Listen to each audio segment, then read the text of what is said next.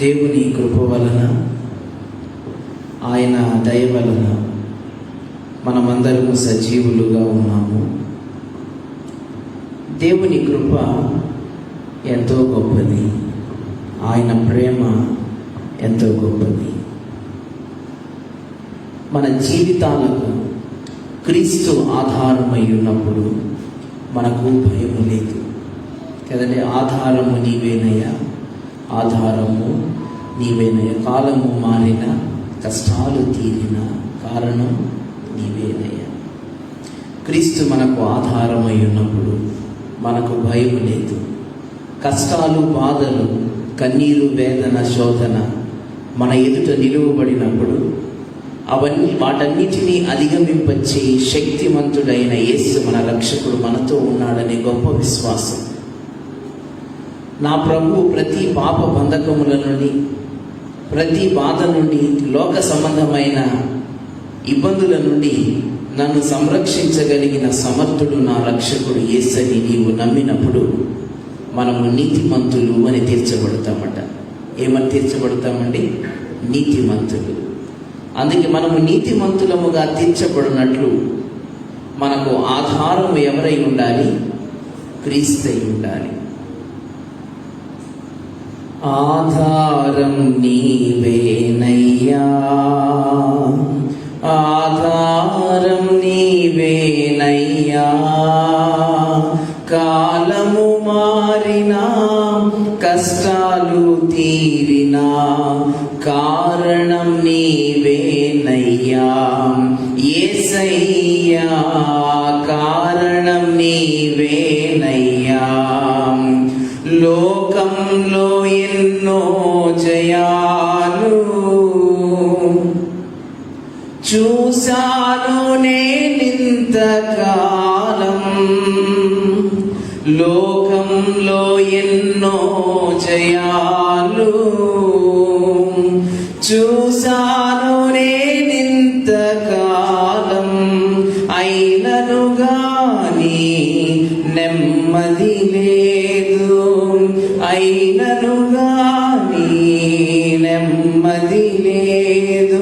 సమాధానం కొదువైనది యేసయ్యా, సమాధానం కొదువైనది.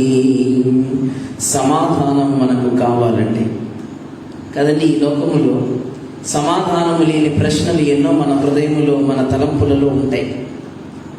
వాటన్నిటికీ కూడా సమాధానం ఇవ్వగలిగిన వారు నజరేయుడైన యేసు ఒక్కరే. కనుక ఆయనే మన ఆధారమై ఉన్నప్పుడు మనం ఏమని తీర్చబడతామటండి? నీతిమంతులము అని తీర్చబడతామట. అందుకే ఎప్పుడు ఈ పాట నాకు గుర్తు వస్తుంటుంది. మన ఆధారం ఎవరు? ఆధారం నీవేనయ్యా, ఆధారం నీవేనయ్యా. కాలము మారినా, కష్టాలు తీరినా కారణం నీవేనయ్యా. యేసయ్యా కారణం నీవేనయ్యా. యేసు మనకు ఆధారమై ఉన్నప్పుడు మనము నీతిమంతులము అని తీర్చబడతామట. ఈరోజు చదువుకున్న 3 లేఖన భాగాలు. పాత నిబంధన లేఖన భాగం సమూయేలు 2వ గ్రంథం 22వ అధ్యాయం 21వ వచనాన్ని మనం చూస్తే, నా నీతిని బట్టి ఆయన నాకు ప్రతిఫలం ఇచ్చెను, నా నీతిని బట్టి ఆయన నాకు ప్రతిఫలం ఇచ్చెను. మనము దావీదు ఇక్కడ చాలా గొప్ప మాటలు పలుకుతూ ఉన్నాడు. నా నీతిని బట్టి ఆయన నాకు ప్రతిఫలం ఇచ్చెను. మనుషుల యొక్క నీతి ఎవరి మీద ఆధారపడి ఉంటుందండి? క్రీస్తు మీద ఆధారం. మన జీవితాలు క్రీస్తుపై ఆధారపడి ఉన్నప్పుడు మనము నీతిమంతులు. ఇక్కడ దావీదు చెప్తున్న ఈ మాటలు మంచి కీర్తనగా దావీదు రచించాడు. పాత నిబంధన కాలంలో కీర్తనల గ్రంథములో ఉన్న ప్రతి కీర్తన కూడా వెనుక ఒక అద్భుతమైన సాక్ష్యము ఉన్నదని మనం గుర్తు చేసుకోవాలి. ఈ కీర్తన దావీదు సౌలు చేతి నుండి, తన శత్రువుల చేతి నుండి తప్పించబడినప్పుడు ఎంతో సంతోషముతో కృతజ్ఞతా భావంతో దేవుడు నన్ను తప్పించెను, ఎందుకంటే నా నీతిని బట్టి ఆయన నాకు ప్రతిఫలం ఇచ్చెను అని చెప్తున్నాడు. ఇక్కడ నీతి అనగానే మనకు గుర్తు రావలసిన మరొక మాట ఏమంటే స్వనీతి. నీతిమంతులముగా తీర్చబడాలి అంటే క్రీస్తుపై ఆధారపడాలి. మనము స్వనీతి పరులముగా ఉండాలి అంటే మనపై మనము ఆధారపడినప్పుడు స్వనీతి పరులము అవుతాం. క్రీస్తుపై ఆధారపడినప్పుడు నీతి పరులముగా ఉంటాం. ఈ మాటను మనం మర్చిపోకూడదు. దావీదు జీవితాన్ని మనం చూసినప్పుడు ఎంతో అద్భుతమైన సాక్ష్యముగా మనం చూస్తాం. దావీదు సౌలుతో ఎంతో పరిగెత్తి పోరాడి ఎంతో దూరము వెళ్ళి పరిగెత్తి దాక్కుని సౌలు తనకు సమీపముగా ఉన్నప్పుడు కూడా సౌలును తాకకూడదని నిర్ణయం చేస్తున్నాడు. కారణం ఏమంటే అతడు దేవుని చేత అభిషేకింపబడిన వాడు. ఆయనను నేను తాకకూడదు, తాకితే నాకు శాపం.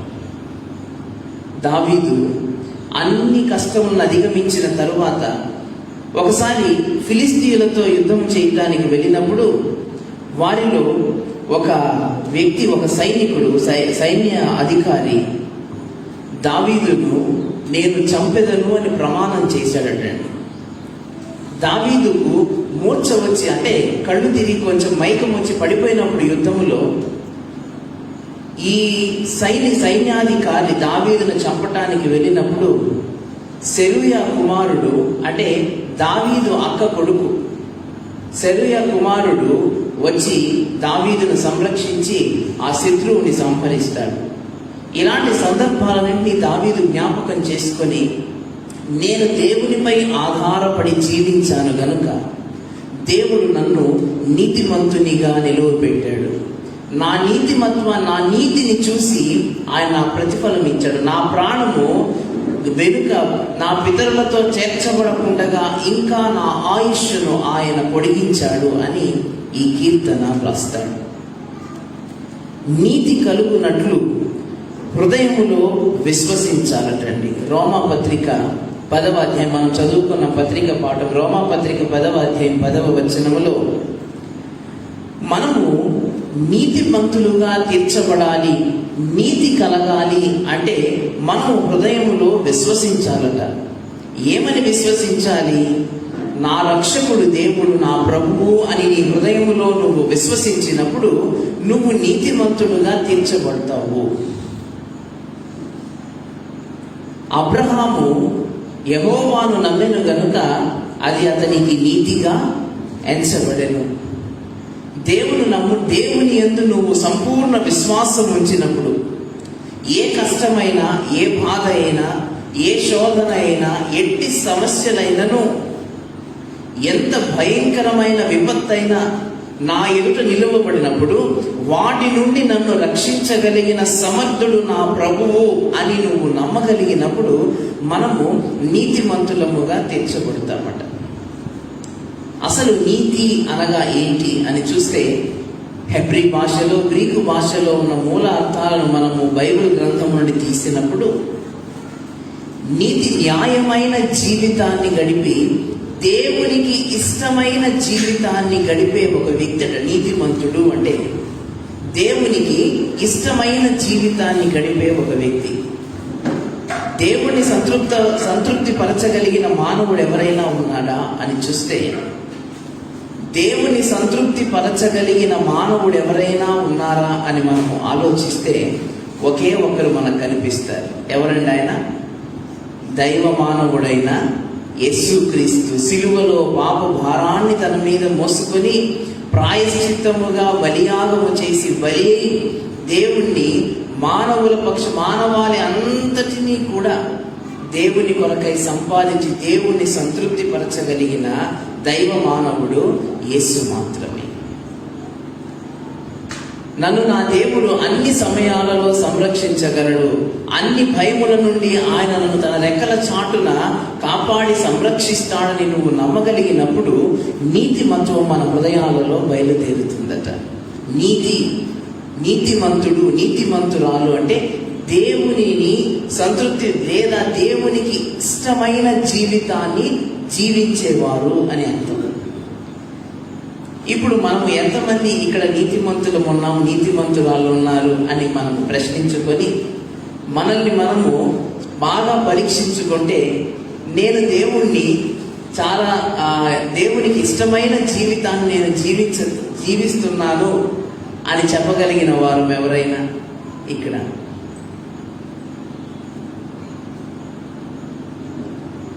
వి ఆర్ ట్రెడిషనల్ కదండి.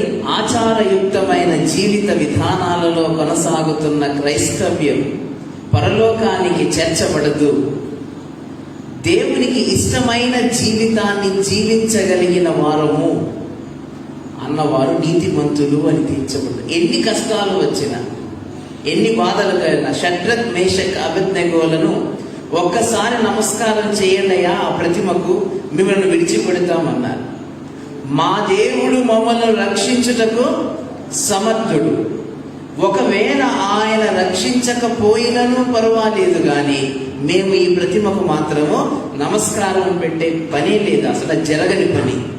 వీరిని అగ్నిగుండంలోకి తోసేయమన్నప్పుడు మా రక్షకుడు మమ్మల్ని ఎప్పుడైనా ఏ సమయంలో అయినా అగ్నిలో కూడా మేము కాల్చివేయబడు సమయంలో మమ్మల్ని రక్షించుటకు సమర్థుడని వారు సంపూర్ణంగా విశ్వసించారు గనుక అగ్నికి దేవుడు ఆజ్ఞ ఇచ్చాడు, నువ్వు వారిని కాల్చటానికి వీల్లేదని.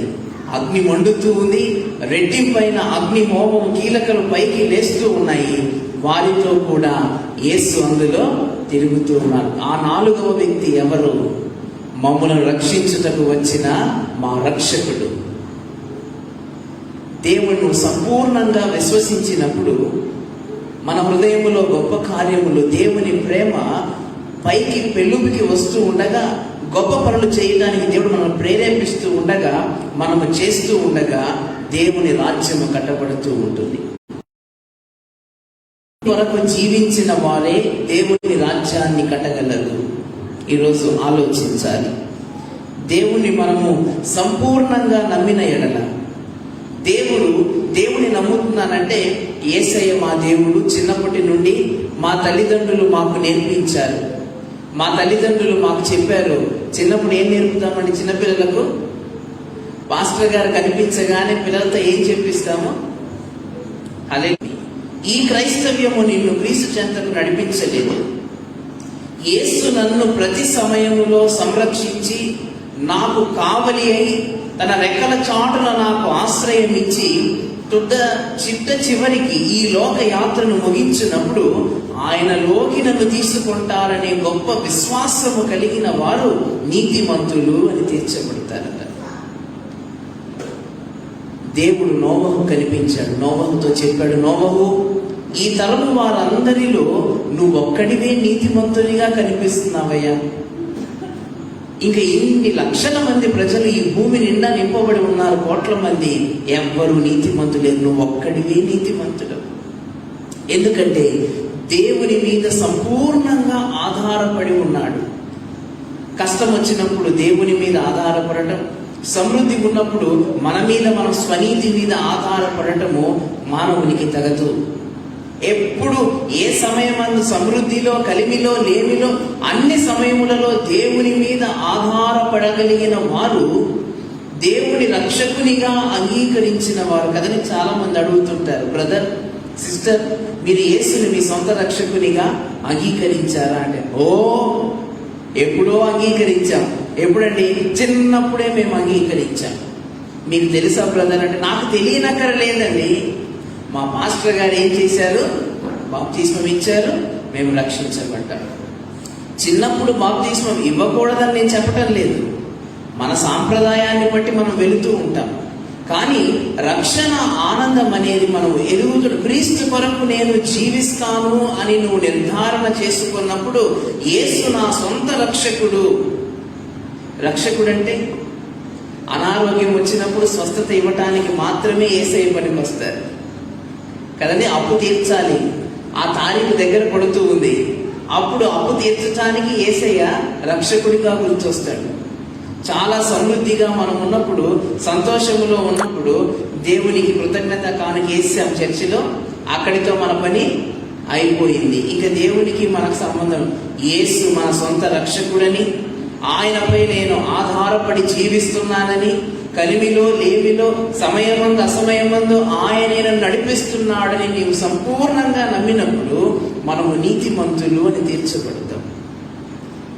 నోవహుకు దేవుడు చెప్పు, నువ్వు ఒక్కడే నీతిమంతుడు నోవహు, నిన్ను నీ కుటుంబాన్ని రక్షిస్తాం నాయన, ఓడగట్టుకో అంటే కొడుకుల్ని ఆయన్ని పిలిచి కొన్ని వందల సంవత్సరాలు ఓడగట్టాడు నోవహు. ప్రజలందరూ వచ్చారట, ఏమయ్యా నోవహు, సముద్రాన్ని ఇక్కడికి తెస్తావా? ఓడ ఎక్కడ వెళ్తుందయ్యా? ఇసుక మీద రోడ్ల మీద నడిపిస్తావా ఓడను అని వెక్కిరించారట. నోవహు ఏం మాట్లాడాల. నీతిమంతులు స్వనీతి పరులు నీతి పరులను వెక్కిరించినప్పుడు నీతి పరులు వారికి సమాధానం చెప్పనవసరం లేదు. యేసు మన పక్షాన వారికి సమాధానం చెప్తారని మనము ఊరుకోవాలి. హల్లెలూయా. అందరూ అడుగుతున్నారట, ఏమయ్యా నోవహు, సముద్రాన్ని ఇక్కడికి ఎలా తెస్తావయ్యా? ఎలా ఈ ఓడను, లేదా ఈ ఓడను సముద్రంలోకి ఎలా తీసుకెళ్తావయ్యా? మాకు చెప్పవు దారిన పోయే వారందరూ వెక్కిరిస్తున్నారు. సమయం దగ్గర పడింది. నోవహు, నువ్వు నీ కుటుంబం ఓడలోకి వెళ్ళిపోండి. ప్రతి జంతువు జాతి పక్షులు రెండు ఓడలోకి వచ్చి చేరాయి. తలుపు మూసేయి. ప్రచండమైన వర్షము 40 రాత్రి పగళ్ళు కురిచి భూమినంతా నింపేసింది. ప్రజలు వచ్చి వర్షము ప్రారంభమై నీరు భూమి మీద, భూమిలో నుండి కూడా నీరు పైకి తల్లిందటండి. ఆ రోజు ఆకాశం నుండి వర్షం పడుతుంది, భూమిలో నుండి నీరు తన్నుతుంది పైకి. భయంకరమైన పరిస్థితులు చూసి, నోవహు, సముద్రాన్ని నీ దేవుడు ఇక్కడికే తెచ్చాడయ్యా, తలుపు తీ, మేము లోపలికి వస్తాము. స్వనీతి పరులకు దేవుడు సమాధానము చెప్పే రోజు అతి భయంకరంగా ఉంటుంది. ఆ రోజు వారు నాశనానికే ఏర్పాటు చేయబడతారు. దేవుడు, ప్రభువా, వారందరూ అక్కడ ఏడుస్తున్నారని నోవహు అడగలే. దేవుడు వారిని చూచి అయ్యో పాపము, తలుపు తీయమని నోవహుకు చెప్పాల. తమ సొంత నిర్ణయముల మీద, స్వనీతి మీద, నేను ఏర్పరచుకున్న నీతి విధానాలే గొప్పవి అని అనుకునే స్వనీతి పరులు దేవుని ఉగ్రత రోజున నాశనానికి వారు వెళుతారు. నోవహు నీతిమంతుడని తీర్చబడ్డాడు. ఎందుకంటే అన్ని సంవత్సరాలు ఓడను కడుతూ ఉంటే, ప్రజలు అందరూ నవ్వుతూ ఉంటే, నా రక్షకుడు నాకు చెప్పాడు. ఏమని చెప్పాడు? ఓడ కట్టమని చెప్పాడు. నేను ఓడ కడతాను. దేవుని మీద ఆధారపడిన వారు దేవుడు చెప్పిన పని చేస్తారంతే. ఇక వారు దేనికి కూడా వాళ్ళు వెనుక ముందు చూడరు. ఒక మంచి ఉదాహరణ గుర్తొస్తుంది. జార్జ్ ముల్లర్ గారు అమెరికా దేశంలో చాలా మంచి గొప్ప దైవజనుడు. జార్జ్ ముల్లర్ గారి సంరక్షణలో 1000 మంది అనాథ పిల్లలు ఉండేవారటండి. 1000 మంది అనాథ పిల్లలు ఉండేవారట. జార్జ్ ముల్లర్ గారు ఆ రోజు రాత్రి, ముందు రోజు రాత్రే, ఆ కమాటి అంటాం కదా, ఆ వంట చేసే వ్యక్తి, పిల్లలకు వంట చేయడానికి ఏర్పాటు చేయబడిన ప్రధాన కుక్ అన్నమాట, మెయిన్ కుక్, వచ్చి ముల్లర్ గారికి చెప్పాడట, అయ్యా రేపు తెల్లవారికి ఏమీ లేవు, సరే మనం ప్రార్థన చేద్దాము అన్నారట. సాయంత్రం అయ్యింది, అంతా కూడా చీకటి పడిపోయింది. ఎవరి పాటికి వారు భోంచేసి ఆ రాత్రి ఉన్నది పెట్టేశారు. భోంచేసి పిల్లలందరూ కూడా విశ్రాంతిలోకి వెళ్ళిపోయారు. ఈ కుక్కు నిద్ర పట్టట్లేదు. మళ్ళీ వెళ్ళాడట. చూస్తే జార్జ్ ముల్లర్ గారు తన గదిలో మోకరించి ప్రార్థన చేసుకుంటూ ఉన్నారట. సరే మళ్ళీ కాసేపు అయ్యాక వెళ్దాం అనుకున్నారు. మళ్ళీ ప్రార్థన చేసుకుంటున్నారు. ఇలాగ 2-3 సార్లు ఈ కుక్ వెళ్ళి చూస్తే ప్రార్థన చేస్తున్నారు జార్జ్ ముల్లర్ గారు. చివరిగా చూస్తే ఆయన ప్రార్థన ముగించి లేచేశారట.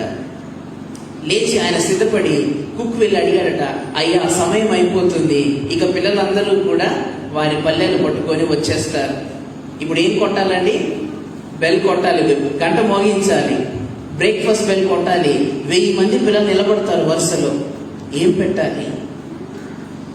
ప్రభు మనకిస్తారు. మన సంరక్షకుడు, మన పోషకుడు ఆయనే. ఆయన ఇస్తారంటే కుక్కు చాలా కోపం వచ్చిందట. ఎవరికో ఒకరికి కబురన్నా చేస్తే ఏదో పంపిస్తారు కదా. రాత్రంతా గదిలో మోకరించి ప్రార్థన చేసి తెల్లవారు లేచి ప్రభు ఇస్తారు అన్నాడు. గొప్ప సాక్ష్యం చెప్తున్నాడు. మాకు తెలియదా ఇలాంటి వాక్యాలు అనుకున్నాడట. సమయం అయిపోతుంది, ఇక బెల్ కొట్టాలి. జార్జ్ ముల్లర్ గారు అన్నారట, ఇంకా మీరు బెల్ రింగ్ చేయలేదేంటి? ఏముందండి, ఖాళీ డేక్షాలు పెట్టుకొని మేమేం బెల్ మోగించాలంటే బెల్ కొట్టండి ప్రభు చెప్తున్నాడు. ఇక్కడ బెల్ మోగిస్తుండగా పిల్లలందరూ తమ బలాలు పట్టుకొని వరుసలో నిలబడుతూ ఉండగా అమెరికాలో అంతర్యుద్ధం అంటే సివిల్ వార్ ముగించుకొని ఆ సమీపంలో ఉన్న ఒక బెటాలియన్లో సైనికులందరికీ ప్రభుత్వం ఇచ్చిన ఆహారము యుద్ధం అయిపోయింది కనుక ఎవరికి ఇవ్వాలంటే దగ్గరలో జార్జ్ ముల్లర్ గారు అనాథాశ్రమం ఉంది, ఇచ్చేయండి అన్నారు. వారు తీసుకొని వచ్చిన ఆహారము వండుకోటే ఆహారం కాదు, ఒక నెలకు సరిపడిన సరుకులు, అలాగే అప్పటికి అప్పుడు వారు భోంచేయగలిగిన వేడి వేడి ఆహారము గిన్నెల పాత్రలలో పట్టుకొచ్చారట వాళ్ళు.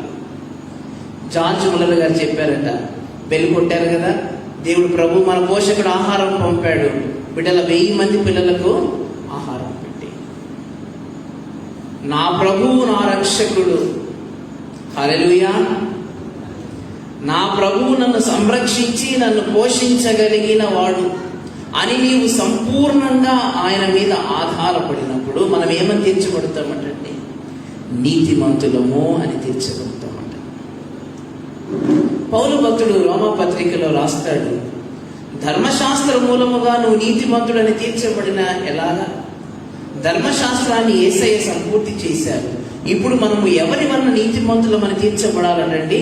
క్రీస్తు వలన మనము నీతిమంతులు, క్రీస్తునందు విశ్వాసం ఉంచడం వలన మనము నీతిమంతులముగా తీర్చబడతాం. భారత సాంప్రదాయాన్ని అనుసరించి నీతి అనే పదానికి మన భారత ధర్మశాస్త్రములో ధర్మము అని ఉపయోగిస్తారు కదండి. నీతి అనే పదానికి భారత పదం ఏంటండి? ధర్మము. ధర్మ చక్రము ఎక్కడ ఉంటుందండి? జెండాలు పెట్టుకోలేదు ఎవరు? మీ జెండాల మధ్యలో ఉంటుంది. ఏ చక్రం అది? ఇంకా ఏమని పిలుస్తారు దాన్ని? అశోక చక్రము అని పిలుస్తారు. ఇంకా ఏమని పిలుస్తారు? సమయ చక్ర అని పిలుస్తారు. సమయాన్ని సూచించే చక్రము అని. అది ధర్మ చక్రం. ధర్మము, నీతి, న్యాయములు 4 పాదాల మీద నడిచినప్పుడు భారతదేశం సౌభ్రాతృత్వములో ఉంటుందని మౌర్య రాజ్యాన్ని పరిపాలించిన అశోకుడు తన రాజధానిలో నిలువ పెట్టిన స్తంభం మీద ఉన్న ఈ చక్రాన్ని, ధర్మ చక్రాన్ని మన భారత జాతీయ పతాకములో పెట్టారు. ఈ పెట్టబడిన ఈ ధర్మ చక్రములో ఎన్ని చువ్వలు ఉంటాయండి? ఎన్ని ఆకులు ఉంటాయి? 24 చువ్వలు ఆకులు ఉంటాయి. ఈ 24 ఆకులు దేనికి సూచన? చాలా సాంప్రదాయాలు ఉన్నాయి. మనము హిందూ ధర్మాన్ని గురించి ఇప్పుడు మాట్లాడలేం, కానీ మనకు కావలసిన దృక్పథాలను మనం చూద్దాం. ఈ 24 చువ్వల ఆకులు 24 బాధ్యతలకు సూచన. ప్రేమ, సహోదర భావము, సమానత్వము, సమసమాజము, ఇలాంటి వాటికి 24 బాధ్యతలు భారతీయులకు ఇవ్వబడ్డాయి. ఇంకా ఈ 24 చువ్వలు లేదా ఆకులు 24 గంటలను సూచిస్తూ ఉన్నాయి. అంటే ఈ చక్రము ఎప్పుడు తిరుగుతూ ఉండేది చక్రం కదండి. సమయ చక్ర అన్నారు. ఇది తిరుగుతూ ఉంటుంది చక్రం, ఎక్కడ నిలబడదు. ఈ తిరుగుతూ ఉన్న చక్రము దేనికి సూచన అంటే జీవానికి సూచన అండి. నిలబడిపోతే అది మరణానికి సూచన అంట. అందుకే నిలబడదు. ఎప్పుడు చక్రం ఎలా వెళ్తుంటుంది? దొర్లుకొని వెళ్ళిపోతూ ఉంటుంది. ధర్మ చక్ర మన భారత జాతీయ పతాకములో ఉంచారు. ధర్మ చక్రాన్ని. నీతి, న్యాయములు సమపాలనలో ఉండాలి భారతదేశంలో అని పెద్దలు ఆకాంక్షించారు. కానీ ఈరోజు మన సమాజంలో చూస్తే అన్యాయము, అవినీతి, స్వనీతి ఎక్కువగా ప్రబలిపోయి ఉన్నాయి. భారతదేశ నిర్మాణములో క్రైస్తవ మిషనరీలు చేసిన గొప్ప పరిచర్యను ఈరోజు చాలా మంది మరచిపోయి మాట్లాడుతూ ఉన్నారు. భారతదేశ నిర్మాణములో, భారతదేశాన్ని కట్టడంలో క్రైస్తవ మిషనరీలు దేవుని ప్రేరణ, దేవుని మీద ఆధారపడి నీతిమంతులైన మిషనరీలు దేవుని రాజ్యాన్ని కడుతూ అనేకులను నీతిమంతులుగా తయారు చేశారు. భారతదేశంలో సతీ సహగమనం అనే ఒక ఆచారం ఉండేది కదండి. ఈడ్చుకొని వెళ్ళిపోయి చనిపోయిన భర్త చితి మీద భార్యను కూర్చోబెట్టి ఆమె పరిగెత్తుకు వెళ్ళిపోకుండా ఆ భర్త శవముతో ఆమెను కూడా కట్టేసి అగ్గి పెడితే బ్రతికి ఉన్న ఆమె కేకలు పెడుతూ ఉంటే ప్రజలు అరుస్తూ ఉండేవారట, ఆమె కేకలు బయటికి వినిపించకుండా. సతీ సహగమనాన్ని నిర్మూలించటలో చాలా గొప్ప పోరాటం చేసిన క్రైస్తవ మిషనరీ విలియం కేరీ గారు. విలియం కేరీ గారు తెచ్చిన ఈ పోరాటములో తరువాత జాయిన్ అయిన వ్యక్తి ఎవరంటే రాజారాం మోహన్ రాయ్ గారు.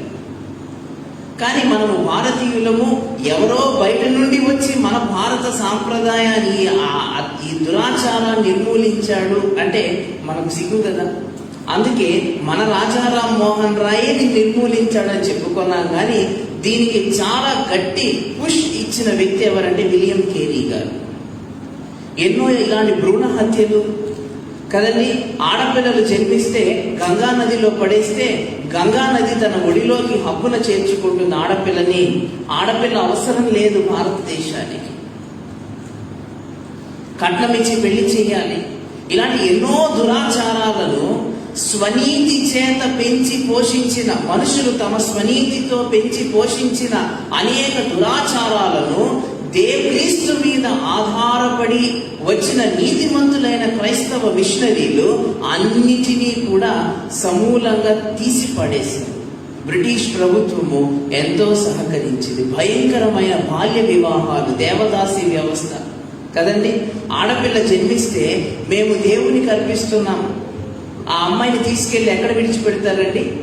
దేవాలయం, ఈ టెంపుల్లో విడిచిపెడతారు. ఆ అమ్మాయి చివరిగా ఏమని పిలువబడుతుందంటే టెంపుల్ ప్రాస్టిట్యూట్ అని పిలువబడుతుంది. దేవదాసి వ్యవస్థ తమిళనాడులో, జోగిని, ఇంకా మారుమూల ప్రాంతాలలో ఇవన్నీ ఉన్నాయి. వీటన్నిటిని నిర్మూలన చేయటంలో నీతిమంతులు, క్రీస్తు మీద ఆధారపడి తమ జీవితాలను కట్టుకొనిన నీతిమంతులైన క్రైస్తవ మిషనరీలు స్వనీతి చేత స్థాపించబడిన అపవాది రాజ్యాన్ని కూలగొట్టారు. స్వనీతి పరులను ఎదుర్కొనేటప్పుడు మనము క్రీస్తు మీద ఆధారపడిన నీతి పరులమై ఉండాలి. లేదంటే నువ్వు ఎక్కడా కూడా దేవుని పనిని జరిగించలేవు. పౌలు అంటాడు, ధర్మశాస్త్రము నిన్ను దేవుని యొద్దకు నడిపిస్తుంది, కానీ నిన్ను నీతిమంతునిగా తీర్చిదిద్దాలి అంటే నువ్వు క్రీస్తు మీద ఆధారపడి ఉండాలి. నువ్వు క్రీస్తు మీద ఆధారపడి ఉండాలి. దేవుడు మనకు తోడై ఉంటారు. ఎప్పుడూ కూడా మనము దేవుని పని కొరకు ముందుకు పరిగెడుతూ ఉండాలి. సువార్త పాఠములో మనం చూసాం, ఒక స్త్రీ పరిసయ్యుడైన సీమోను ఇంటికి యేసయ్య ఆహ్వానింపబడ్డాడట. అక్కడికి వెళ్ళగానే ఈ స్త్రీ మిడిల్ ఈస్ట్ అంటే ఇజ్రాయేల్ సాంప్రదాయాల ప్రకారం, ఆ ప్రదేశంలో ఉన్న సాంప్రదాయం ప్రకారం భోజనానికి కూర్చున్నప్పుడు ఎవరైనా సరే వారు ఎడమ చేతిని ఆ బల్ల పైన ఆనించి క్రింద కూర్చుంటారండి. వారు క్రింద కూర్చొని కాళ్ళు వెనుకకు చాపుతారు. కాళ్ళు వెనుకకు చాపినప్పుడు వారు కూర్చొని క్రింద కూర్చుంటారు. టేబుల్ క్రిందికి ఉంటుంది. వారు నేల మీద కూర్చొని ఎడమ చేతిని వారి తొడపై పెట్టుకొని కాళ్ళు వెనుకకు పెడతారు. ఆ వెనుక ఎక్కడో కూర్చొని ఉంది ఈ పాపాత్మురాలైన స్త్రీ వ్యభిచారి. నిజానికి పరిశీలిని ఇంటిలోకి ఆమెకు ఆహ్వానం లేదు, కానీ చాలా మంది వచ్చేస్తున్నారు యేసయ్యను చూసి కనుక ఆ గుంపులో ఈమె కూడా దూరిపోయి లోపలికి వచ్చేసింది. ఈమె కూడా లోపలికి దూరిపోయి వచ్చేసింది. చక్కగా ఈమె అక్కడ కూర్చుని ఎవరు చూడక మునిపే యేసు పాదాలకు ఆమె తన కన్నీటితో యేసు పాదాలను కడిగి, తన తెల వెంట్రుకలతో యేసు పాదాలను తుడిచి, ఆమె దగ్గర ఉన్న అతి విలువైన అతరు, తన జీవితానికి ఎంతో ఉపయోగపడే అతరును యేసు పాదాలకు పూస్తూ ఉందట. యేసయ్య అన్నాడు, సీమోను అనుకున్నాడట, ఈమె పాపాత్మురాలైన స్త్రీ అని యేసుకు తెలియదా? ఎందుకు ఈమెను అనుమతిస్తున్నాడు యేసు ప్రభు? యేసయ్య అన్నాడు, నేను నీ ఇంటిలోకి వచ్చినప్పుడు నా పాదములు కడుక్కొనడానికి నువ్వు నీళ్లు ఇవ్వలేదయ్యా. నా తల అంటే నువ్వు నూనెతో నా తల అంటలేదయ్యా. నాకేమీ కూడా నువ్వు సాంప్రదాయానుసారమైన విలువ నువ్వు నాకు ఇవ్వలేదు. ఇక్కడ మనం ఆలోచించాలి, యేసయ్యకు విలువ ఇవ్వనప్పుడు ఎందుకు పిలిచాడు సీమోన్ యేసయ్య ఇంటికి? కదండి, నన్ను మీ ఇంటికి పిలుస్తారండి, మీ ఇంటికి నన్ను పిలిచినప్పుడు చాలా హై రెస్పెక్ట్ ఇస్తారు కదండి. మా పాస్టర్ గారు వచ్చారు, అయ్యా ఇక్కడ కూర్చోండి, గాలి తగులుతుంది కదండి, ఏసీ ఆన్ చేస్తారు, చక్కగా కావలసినవన్నీ ఏర్పాటు చేస్తారు, అయ్యా భోజనం తయారు చేశారు, మీరు భోజనం చేసి వెళ్ళాలని చెప్తారు. ఇన్ని మీరు అన్నీ కూడా ఏర్పాటు చేస్తారు. మరి సీమోను యేసయ్యను పిలిచినప్పుడు హై రెస్పెక్ట్ ఇవ్వాలి కదా. యూదుల సాంప్రదాయం ప్రకారము ఇంట్లోకి వచ్చే వ్యక్తికి కాళ్ళు కడుక్కోవటానికి నీళ్లు వేయాలి, అతన్ని హత్తుకొని ముద్దు పెట్టుకోవాలి, అతన్ని తల మీద నూనె రాయాలి, అది సాంప్రదాయం. ఇవి ఏమీ సీమోను చేయలే. మరి పిలిచి ఎందుకు యేసును అవమానిస్తున్నాడంటే, సీమోనుకు ఒక గొప్ప అవకాశం దొరికింది. ఏమంటే, చాలా మంది నా ఇల్లు చేరుకుంటారు. చాలా మందికి ఏముంటుందంటే, నాకు సమాజంలో ఒక గుర్తింపు కావాలి, సమాజంలో నాకు పేరు ప్రతిష్టలు కావాలంటే, అలాంటి స్వనీతి పరుడు ఈ సీమోను పరిసయ్యుడు. ఇతను అనుకుంటున్నాడు, రోజు నేను ధర్మశాస్త్రాన్ని చదువుతాను కనుక నేను నీతిమంతుడిని, రోజు దేవుని వాక్యాన్ని చదువుతాను కనుక నేను నీతిమంతుడిని అనుకున్నాడు. యేసయ్యకు ఉపచారం చేయటానికి పిలువల, ఎక్కడో నజరేతు నుండి వచ్చిన ఈ వడ్రంగి మాతో నాకేం పని? ప్రజలందరూ కూడా ఓహో ఓహో అని చేచేలు పలుకుతున్నారు యేసు ప్రభుకి. కాబట్టి యేసు ప్రభు నా ఇంట్లోకి వస్తే ప్రజలందరూ కూడా నా ఇంటి చుట్టూ చేరి, అబ్బో సీమోను ఇంటికి యేసు ప్రభు వచ్చాడని గొప్పలు చెప్పుకుంటారు. ఆ గొప్పలు కావాలి సీమోనుకు. ఈరోజు నీ భక్తి జీవితము గొప్పల కోసమైన భక్తి జీవితమా, లేదా నీవు తగ్గించుకొని క్రీస్తు మీద ఆధారపడిన జీవితమా?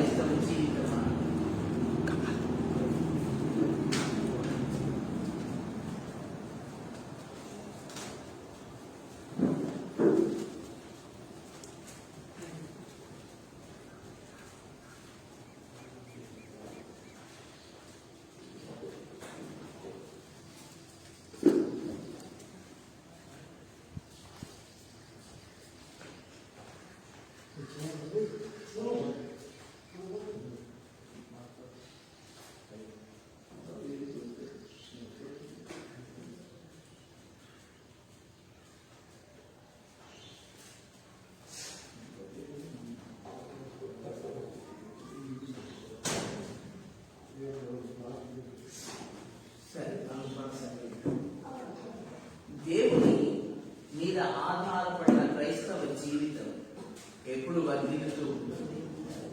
ఎప్పుడు మనం మర్చిపోకూడదు.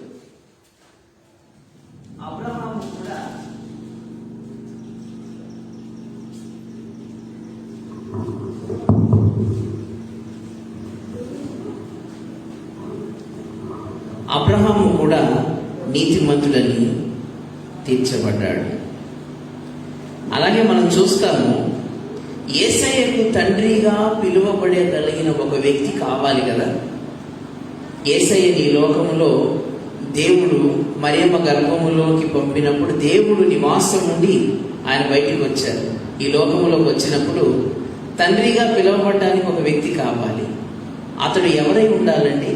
నీతిమంతుడై ఉండాలి. యోసేపు ఏమని పిలువబడ్డాడు? అతడు నీతిపరుడు కనుక, నీతిమంతుడు కనుక ఆమెను అవమానపరచనొల్లక రహస్యమందు ఆమెను విడనాడ ఉద్దేశించెను. నీతిమంతుడు, నీతిపరుడు, నీతిమంతులు ఎప్పుడు ఇతరులను వెక్కిరించి అవమానించరటండి. వారిని గౌరవంగా దేవుని దగ్గరకు నడిపించడానికి ప్రయత్నం చేస్తారు. నీతిపరులము అనగా దేవుని మీద ఆధారపడేవారు. ఇక్కడ సీమోను యేసయ్య మీద ప్రేమతో పిలవలేదటండి. ఆయన గొప్ప కావాలి, గొప్పలు కావాలి. ఆ పరిసర ప్రజలంతా కూడా పరిసయుడైన సీమోను ఇంటికి ఎవరు వచ్చారు? యేసుప్రభు వచ్చాడని చెప్పుకోవాలి. అందుకే యేసయ్యకు ఏ గౌరవము అతడు ఇవ్వాల, లోపలికి పిలిచాడు. అతడు ధనవంతుడటండి. ఎందుకంటే అతను ఇంటిలో అందరూ కూర్చోగలిగిన మధ్య కోర్ట్ యార్డ్, ఇంటి మధ్యలో చాలా పెద్ద స్థలం ఉంది అంటే ధనవంతుల ఇళ్లలోనే అది ఉంటుంది కదా. ఇతడు చాలా ధనవంతుడు, కానీ యేసయ్యకు గౌరవం లేదు. యేసు వచ్చుట వలన నాకు గౌరవము స్వనీతి మీద ఆధారపడిన వాడు సీమోను. యేసయ్య చూస్తున్నాడు అంత గౌరవంగా, ఏం మాట్లాడలే యేసయ్య కూడా. యేసయ్య సీమోను నీళ్ళు ఇవ్వలేదేమయ్యా, ముద్దు పెట్టుకోలేదే నన్ను, నా తలకు నూనె అంటలేదేమయ్యా, భోజనం కూరలో ఉప్పు లేలేదు, ఏం చెప్పలేదు యేసయ్య. మౌనంగా కూర్చొని ఉన్నారు. ఇంతలో పాపాత్మురాలైన ఒక స్త్రీ వచ్చింది. వచ్చి ఆమె తన కన్నీటితో యేసు పాదాలను కడిగి తన వెంట్రుకలతో తుడిచి, ఎంతో విలువైన అత్తరు కదండి, మత్తయి సువార్తికుడు రాస్తాడు, అది చాలా ఖరీదైన, ఒక వ్యక్తి సంవత్సర కాలము శ్రమ పడితే వచ్చే డబ్బుతో కొనగలిగిన అచ్చ జటామాంసి అత్తరటండి. ఈ అత్తరు ఎక్కడ దొరుకుతుందండి ఆ రోజుల్లో? భారతదేశంలో హిమాలయ పర్వతాలలో ఉండే చెట్ల వేర్ల నుండి తీసేవారట. చాలా విలువైన ఈ అత్తరు చాలా తేలికగా యేసయ్య పాదాలు, అంటే ఆమె హృదయంలో ఎక్కడ బాధ లేదు, యేసు పాదాలకు పూసింది. ఇంత నష్టము చేయనేలా, నేను ఎప్పుడు మీతో ఉండను. సరే, ఇది ప్రక్కన పెడితే ఈమె చేసిన ఈ గొప్ప పనికి విమర్శిస్తున్నాడట సీమోను. ఏంటి పాపాత్మురాలు, ఈ సుంకర్లేంటి, ఈ పాపులేంటి, అందరు నా ఇంట్లో నా కొంపలోకి వచ్చేసారేంటి కదండి. మన పరిభాషలో చెప్పుకోవాలంటే, చిచి వీళ్ళంతా బయట ఉండాల్సిన వాళ్ళు, ఈ యేసు ప్రభుని ఏదో పిలిచాను గొప్పోడని, ఇతని వెనుక వేల వేల సంఖ్యలో ప్రజలు వెళ్ళిపోతున్నారు, ఈయన వస్తే నాకు పేరు వస్తుందని పిలిస్తే పాపుల్ని, వ్యభిచారుల్ని, సుంకర్ని అందరినీ తెచ్చి కూర్చోబెట్టుకున్నాడు ఈయన. సీమోను, నువ్వు చేయాల్సిన పని కనీసం చేయలేదయ్యా, వీళ్ళనంటావేంటి? వీళ్ళకంటే నువ్వే ఇంకా ఘోరమైన పాపివి. ఎందుకంటే నువ్వు స్వనీతి పరుడు. వీరు తమ పాపాలను ఒప్పుకొని కన్నీటితో పాదాలను తుడిచి అతను పోస్తున్నారు. వీరి ఫలం గొప్పదిగా ఉంటుంది. వీరు నమ్మారు. అమ్మా, నీ విశ్వాసము గొప్పది తల్లి, నీ విశ్వాసము గొప్పది. ఏంటమ్మ విశ్వాసము? యేసు నా రక్షకుడు, పరలోకము నుండి నా కొరకే ఈ లోకానికి దిగి వచ్చాడు నా ప్రభు. పశువుల పాకల్లో పుట్టాడు, చాలా దుర్భరమైన పేదరికాన్ని అనుభవించాడు నా ప్రభు. నా కోసము ఆయన సిలువ యాగము చేయబోతూ ఉన్నాడు. ఈయనే నా రక్షకుడు, ఈయనే మెస్సయ్య, ఈయనే నన్ను సంరక్షించగలడు. ఈ లోక బాధల నుండి, ఈ లౌకిక జీవితము నుండి, ఈ కష్టాల నుండి, పాప బ్రతుకు నుండి నన్ను విడుదల చేయగలిగిన వాడు యేసయ్యని సంపూర్ణంగా ఆమె విశ్వసించింది. యేసయ్య, అమ్మా, నీ విశ్వాసము గొప్పది తల్లి, నీ విస్తారమైన పాపములు క్షమించబడ్డాయి. నువ్వు ఈ దుర్మార్గులు ఇంకా నిన్ను సూటిపోటి మాటలు, నువ్వు సంతోషంగా నీ విస్తారమైన పాపములన్నీ క్షమించబడ్డాయి. ఈరోజు చాలా ఘోరమైన పాప భారాన్ని హృదయంలో ఉంచుకున్న వారు ఎవరైనా ఉంటే, యేసును నువ్వు సంపూర్ణముగా అంగీకరించి నీ రక్షకుడిని నువ్వు ఒప్పుకున్న ఎడల, నీ విస్తారమైన ప్రతి పాపము, భయంకరమైన నీ శోధనలు, భయంకరమైన నీ శాపాలు క్షమించబడతాయి. అమ్మా, నీ విస్తార పాపములు క్షమించబడ్డాయి. నువ్వు వెళ్ళమ్మా ఇక్కడి నుండి, నువ్వు సంతోషంగా వెళ్ళు, నువ్వు సాక్ష్యం చెప్పుకొని బ్రతికి. ఈరోజు ఆలోచించాలి, మనము నీతిమంతులమా? క్రీస్తు మీద ఆధారపడలేని వారు ఎవ్వరూ నీతిపరులు కాలేదు. క్రీస్తు మీద ఆధారపడని జీవితము స్వనీతి. చాలా మంది ఉన్నారు బైబిల్లో. పూర్వం పిలువబడిన ఒక వ్యక్తి గురించి మీకు చెప్తే ఆశ్చర్యపడతారు. ఎవరు తెలుసా? యెహెజ్కేలు గ్రంథం 28వ అధ్యాయం 15వ వచనం చదువుదాం. యెహెజ్కేలు గ్రంథం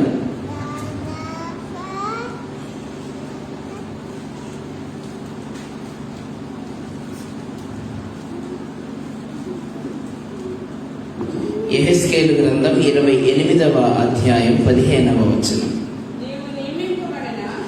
నీవు నియమింపబడిన దినము మొదలుకొని పాపము నీ యందు కనబడు వరకు ప్రవర్తన విషయములో నీవు యథార్థవంతుడవుగా ఉండివి. ఎవరితో ఎవరు చెప్తున్నారండి ఈ మాటలు? చెప్పగలరా? ఎవరితో ఎవరు చెప్తున్నారు అని తెలుసుకునేంత టైం మాకు లేదు పాస్టర్ గారు. మేము చాలా బిజీ. మీ దగ్గర అందరి దగ్గర మన పాఠాలు రోజు ప్రతి వారము ఏ పాఠాలు 3 పాఠాలు పేపర్స్ ఉన్నాయి మీ దగ్గర? ఉన్నాయండి? అందరి దగ్గర ఉన్నాయా లేవా? ఎంతమంది నిన్న చదివారు 3 పాఠాలు ఇంట్లో?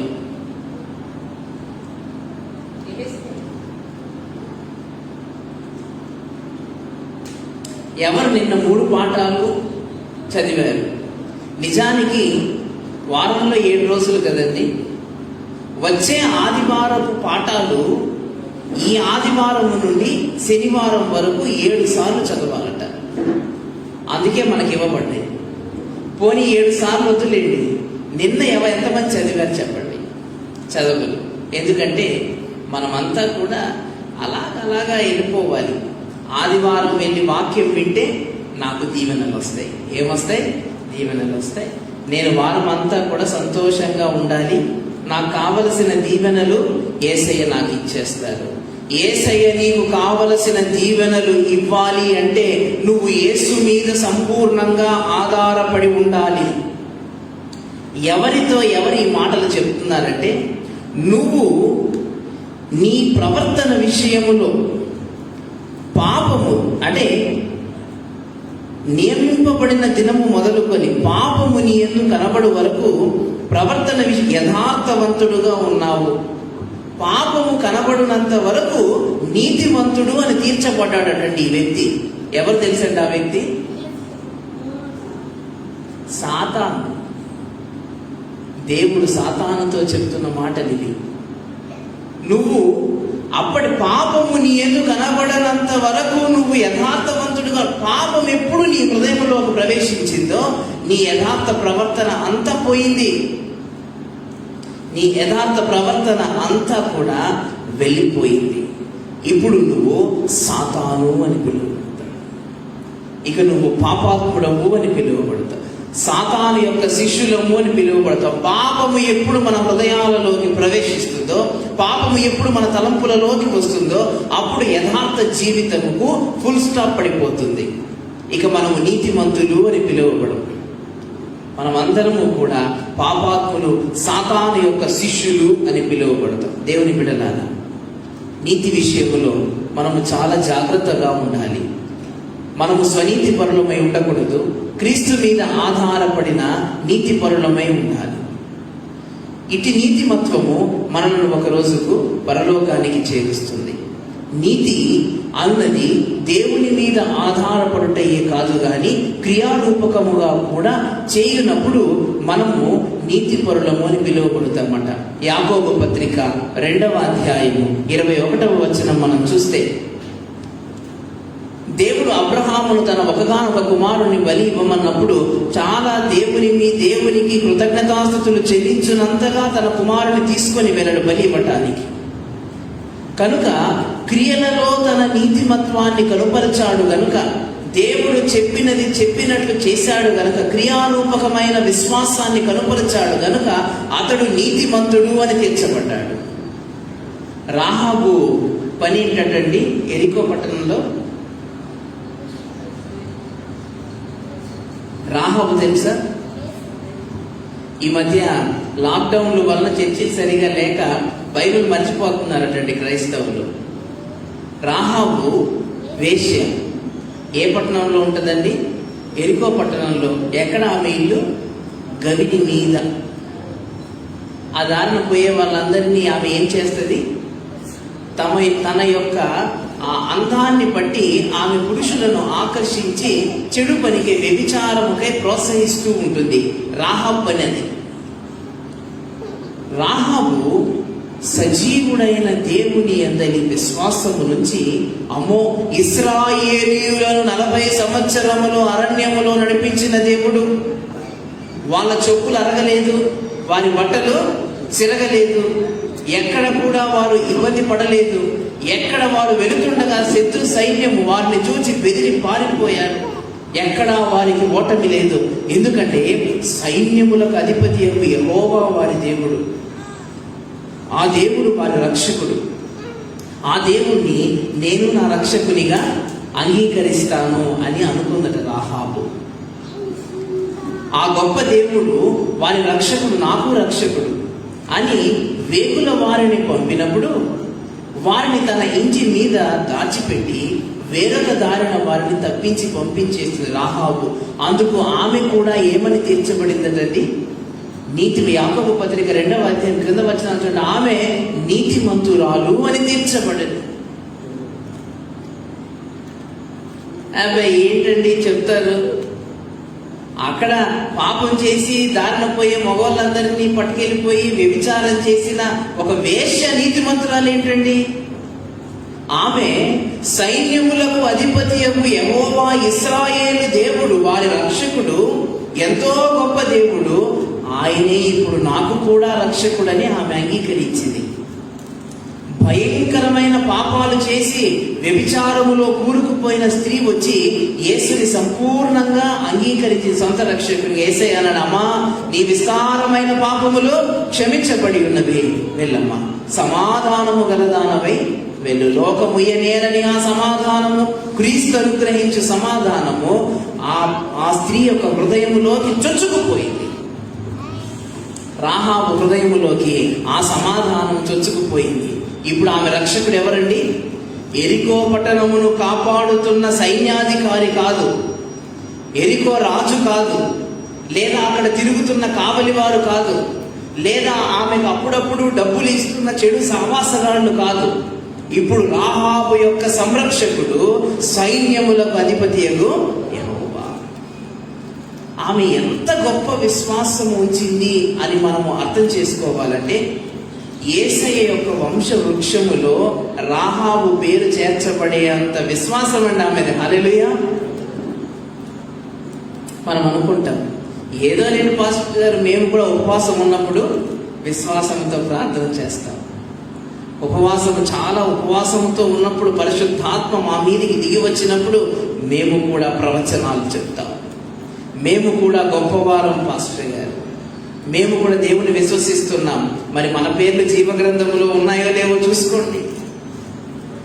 జీవ గ్రంథములో నీ పేరు ఉండాలంటే నువ్వు యేసుని సంపూర్ణంగా నీ రక్షకుడని నువ్వు అంగీకరించి ప్రతి సమయం మందు నిన్ను ఆయన సంరక్షించగలడని నీవు అంగీకరించినప్పుడు నీ విస్తార పాపములు క్షమించబడి నీవు క్రీస్తు కొరకై నిలువ పెట్టబడతావు. నీ ప్రతిక్రియ, నువ్వు చేసే ప్రతి పని కూడా దేవునికి మహిమకరముగా ఉంటుంది.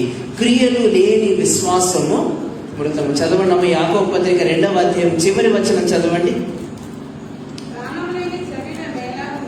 ప్రాణము లేని శరీరము ఎలాగో మృతమో అలాగే క్రియలు లేని విశ్వాసము మృతము. మన జెండాలో మధ్యలో ఉన్న ధర్మచక్రము దేనికి సూచన అండి? జీవమునకు సూచన అట. మరి ఎవరు? పింగళి వెంకయ్య గారైనా జెండాను తయారు చేశారు. మరి ఆయన ఎక్కడ ఈ మాటలకు ప్రభావితమయ్యాడో మనకు తెలియదు, కానీ చక్రం ఎప్పుడు తిరుగుతున్నది? జీవమునకు సూచన. ఆత్మ లేని శరీరం ఎలాగో మృతమో క్రియలు లేని విశ్వాసము కూడా మృతము. మనము మృతులైన వారము కాదు. పాపము అంతటిని తన మీద మోపుకొని పాపమునకు మూల్యము చెల్లించి మనలను విడుదల చేసి మరణించి తిరిగి పునరుత్థానుడైన యేసుతో కూడా మనము తిరిగి లేచిన వారు. ఇక మనం మృతులం కాదు, మనం సజీవులం. సజీవుడైన యేసు నా హృదయములో ఉన్నాడు. నేను సజీవుడను. ఎప్పటి వరకు సజీవుడము? యుగ యుగములకు నేను సజీవుడను. ఎక్కడ ఉంటారు మనము? మన ప్రభువుతో ఉంటాము నిత్య నివాసము. అందుకే పాడుతాం కదా, జీవించుచున్నాడు యేసు ప్రభు నా హృదయములో ఉన్నాడు, కష్టములలో నా సహాయుడై నిత్యము జీవించును. ఎప్పుడు ఆయన విడిచి వెళ్ళడు, మన హృదయంలో ఉంటాడు. నువ్వు చేయాల్సింది, నువ్వు సంపూర్ణంగా నీ రక్షకుని మీద ఆధారపడినప్పుడు మనము నీతిమంతులము తీర్చబడతాం. ఊరికి అల్లటప్పగా అప్పుడు ఇప్పుడు ఆధారపడే వారముగా కాకుండా, ఒక నిమిషము భక్తి, అప్పుడే అవిశ్వాసము, అప్పుడే మనం అప్పుడే అల్ప విశ్వాసం, అపరాధ భావం. ఎప్పుడు నీ పాపాలను చూసి నువ్వు ఏడవకు, అమ్మో ఎంత ఘోర పాపాలు చేశానని. నీ ఘోర పాపాల కంటే గొప్పది దేవుని ప్రేమ. అన్నిటినీ క్షమించి నిన్ను హక్కున చేర్చుకుంటాడు ఆయన. హల్లెలూయా. మనము నీతిమంతులముగా జీవించాలి. క్రీస్తు కొరకు మహిమకరముగా, అనేకులకు దీవెనకరముగా ఉండాలి. అలాంటి కృప పరిశుద్ధాత్ముడు మీకు దయచేయును గాక. ఆమేన్. సమస్త జ్ఞానములకు మించిన దేవుని సమాధానం యేసుక్రీస్తు వలన మీ హృదయములకు, మీ తలంపులకు కావలి ఉండును గాక.